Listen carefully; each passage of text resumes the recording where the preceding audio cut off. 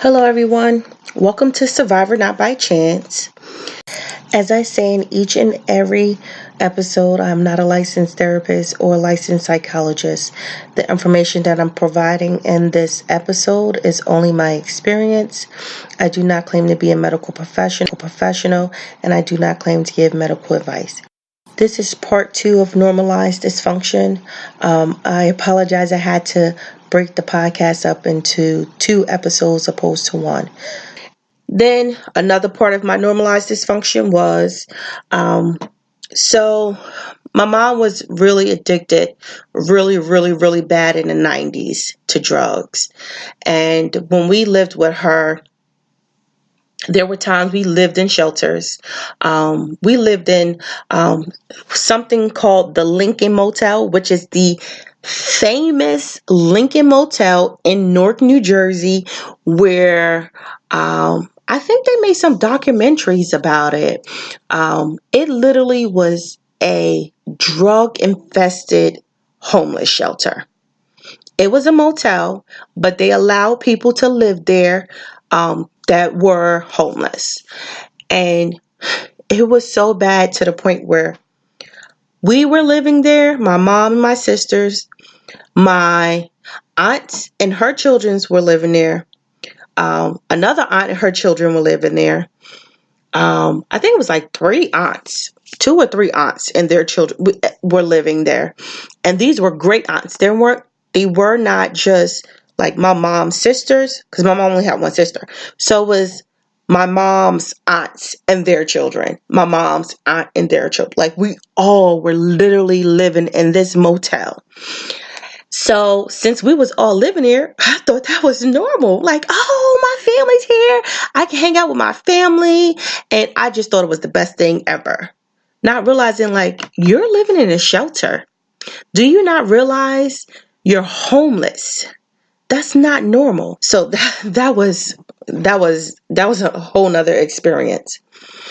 So my mom we would always lose apartments. We would get evicted all the time. We was always evicted. So since we was always homeless, we finally decided, well, when my mom did have apartments, I made it in my mind that I would always be there for my sisters as much as I could from 7 to 8 years old, because I knew my mom physically could not do it. And my mom would leave us. I was in charge because I was the oldest. 8, I had to take care of my sisters. They were my children. And she would leave us for days, sometimes weeks. And I wouldn't tell anybody that she was not there, because it was nobody's business. What happens in the home stays in the home. That goes back to that childhood trauma and being silenced about that trauma, because you're not allowed to speak about the unspeakable. Because if you do, then things are going to happen to the family and we're going to be torn apart and it's going to be your fault. So I was used to my mom disappearing at times. And when she did disappear, it was times she probably to this day don't even remember those disappearances. So one specific time I will never forget in my life, this was actually a pivoting point that made me super silent and super, I had so much inner aggression as a result. My neighbor, she was a teenager. I think it was in 2nd grade. And she asked if I can come stay the night because she liked me. She thought I was cool. And she knew I went through a lot. And she knew that I had to take care of my sisters. And she knew I had to do a lot of stuff and I'd be responsible for a lot of things in the house. So she was like, come stay the night with me. I was like, no, I can't. I can't stay the night because my mom might leave and my sisters is going to be in there by themselves. Not realizing you're only 8. You shouldn't be by yourself either at 8 years old. So I said to my mom, I said, Mommy, such and such wants me to come stay the night with them. Literally, they were right next door. Like we were living in a brownstone. So it was an apartment upstairs, and an apartment where we lived was the 1st floor. And then next door was another apartment on 1st floor and then upstairs. I said, can I please go next door and stay the night? And she was like, yeah, go. I said, are you going to leave? She was like, I'm not going anywhere. I was like, please promise me you're not going to leave. Promise me you're not going to leave. And she was like, I'm not going anywhere. me not realizing, like, she's going to lie. She's going to do whatever she wants to do when she feels like it. The next morning, I did go and I stayed the night. And the next morning I woke up, I came down the stairs and all I see outside is the police. And I see my grandmothers and I see my sisters and then I see these people talking to them. And I run over like, what's wrong? What's going on? And they're like, my grandmother said to me, it's all your fault. You should have never left your sisters.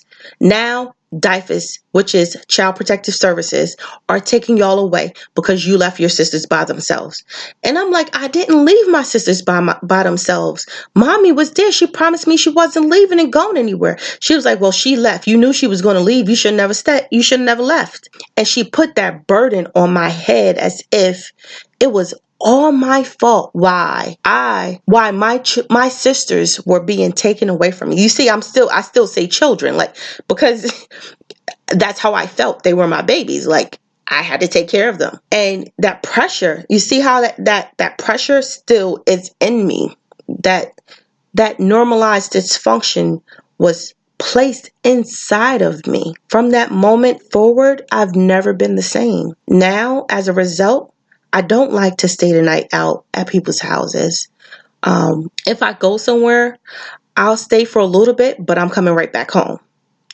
If I want to visit someone in another state, I'll go visit, but I'm coming right back home.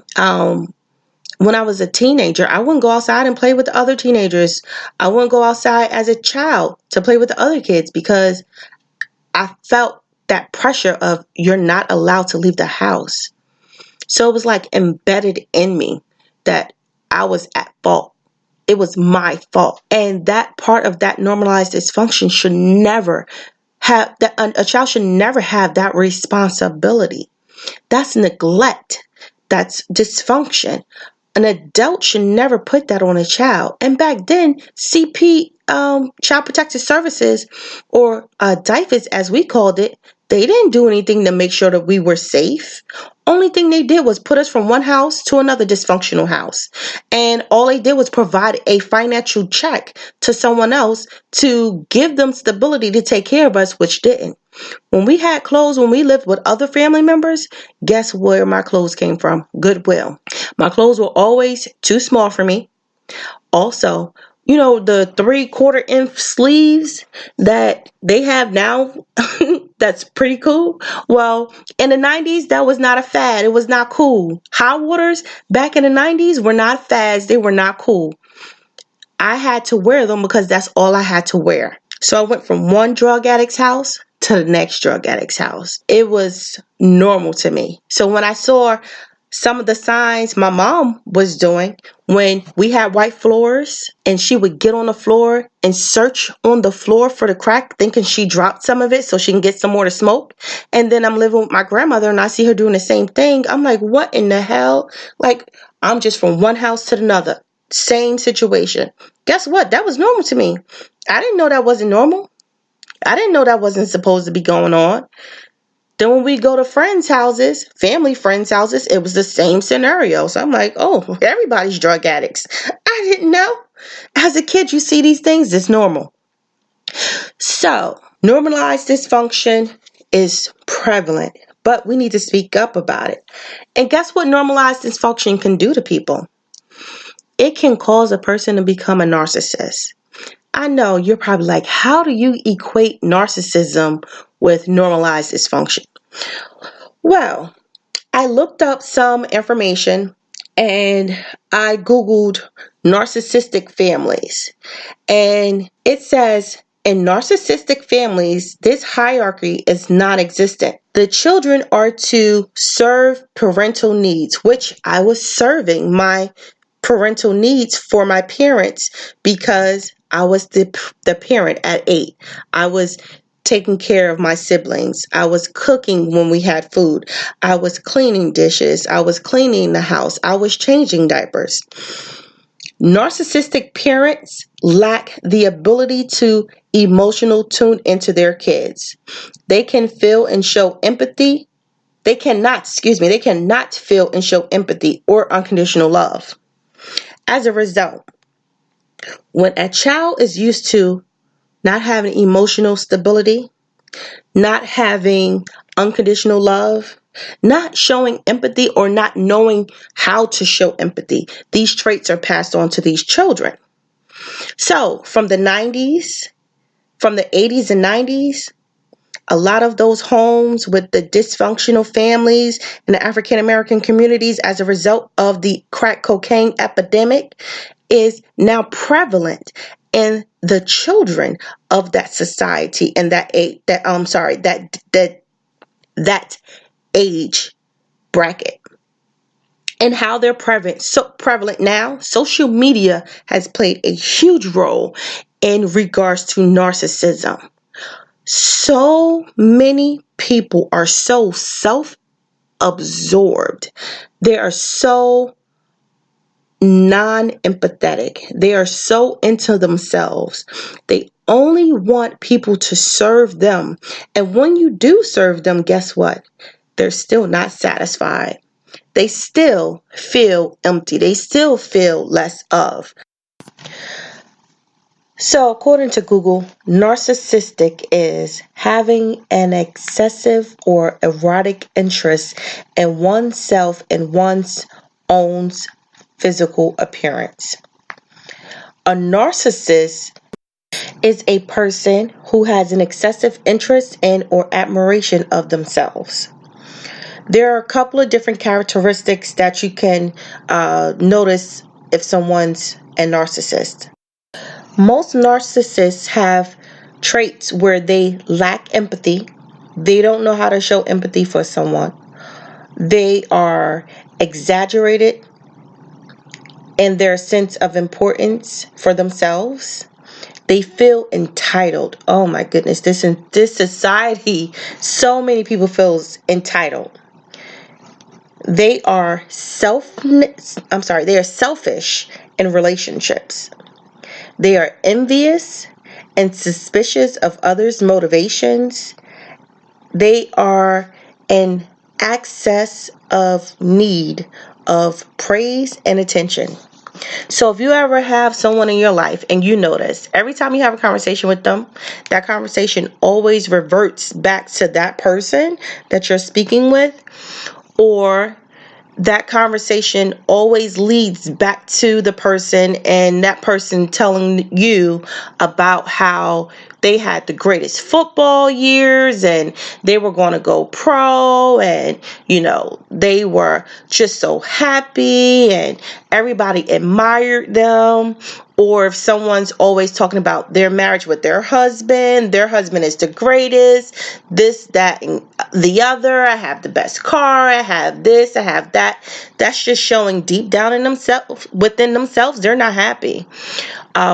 If you think about it, most people who are wealthy, you will never know just from them walking down the street.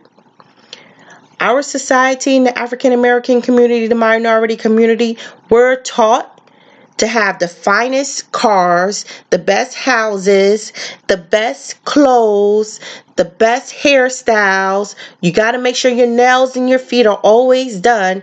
Otherwise, you're not anything. You're nothing.